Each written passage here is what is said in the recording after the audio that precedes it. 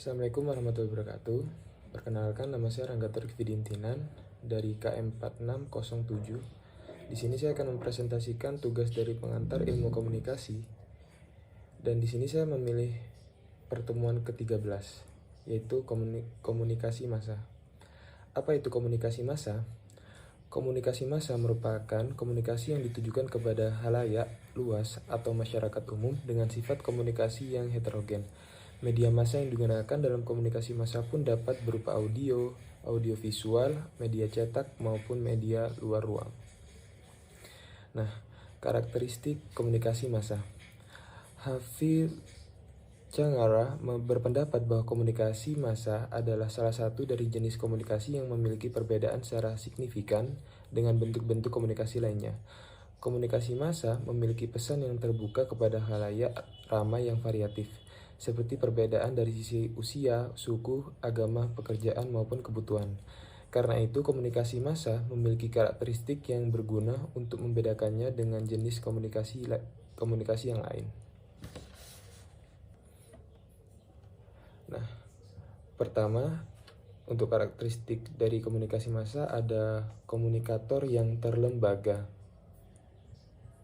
Nah, jadi komunikasi massa memiliki karakteristik berupa komunikator dalam komunikasi massa dapat bergerak dalam organisasi yang berkompleks tetapi memiliki sifat melembaga.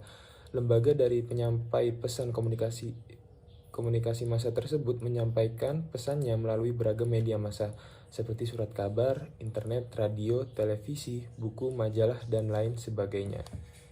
Nah, kedua ada pesan yang disampaikan memiliki sifat yang umum. Pesan ditujukan kepada khalayak umum dan bukan untuk kelompok tertentu. Nah, berbeda dengan jenis komunikasi antar individu atau pribadi, pesan yang disampaikan melalui komunikasi massa memiliki sifat yang umum, sehingga pesan tersebut tidak hanya ditujukan kepada satu individu atau beberapa individu saja, dan tidak bersifat pribadi. Komunikasi massa menyampaikan pesan yang umum dan ditujukan kepada khalayak umum secara luas.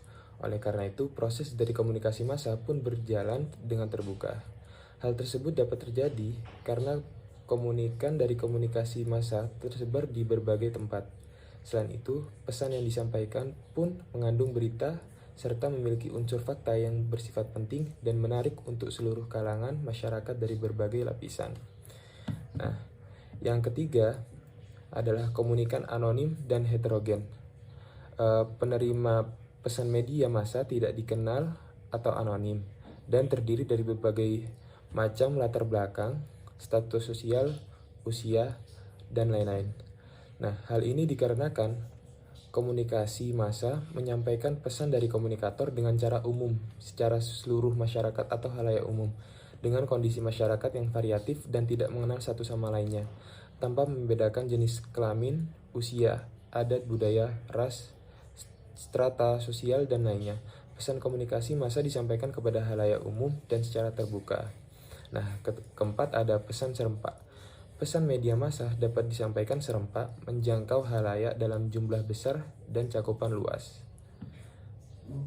Nah, maksudnya komunikasi massa disampaikan kepada banyak orang, khalayak umum, dengan jumlah individu yang sangat banyak dan komunikan dalam jarak jauh. Pesan yang disampaikan menggunakan media massa secara serempak dan cepat.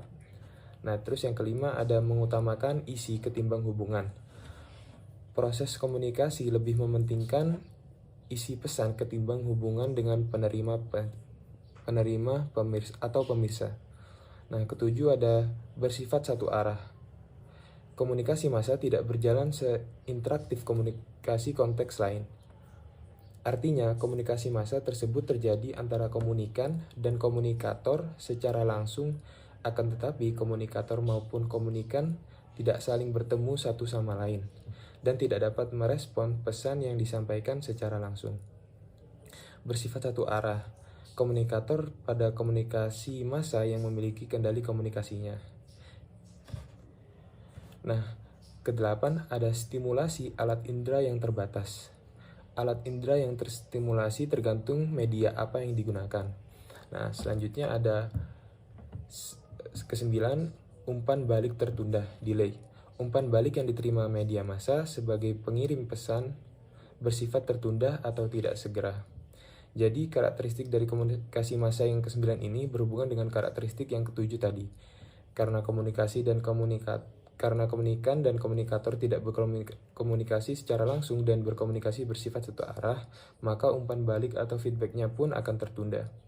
Komunikan maupun komunikator dalam komunikasi massa tidak mengetahui reaksi dari khalayak umum ketika pesan tersebut disampaikan, sehingga terjadilah feedback delay pada komunikasi massa. Nah, di media massa ada isi pesannya juga.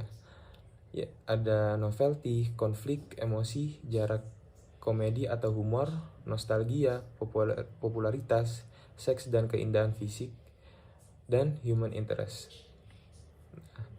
Fungsi komunikasi massa sendiri ada banyak. Ada menunjukkan pada fungsi pengumpulan dan penyebaran informasi mengenai kejadian-kejadian dalam lingkungan, baik di luar maupun di dalam.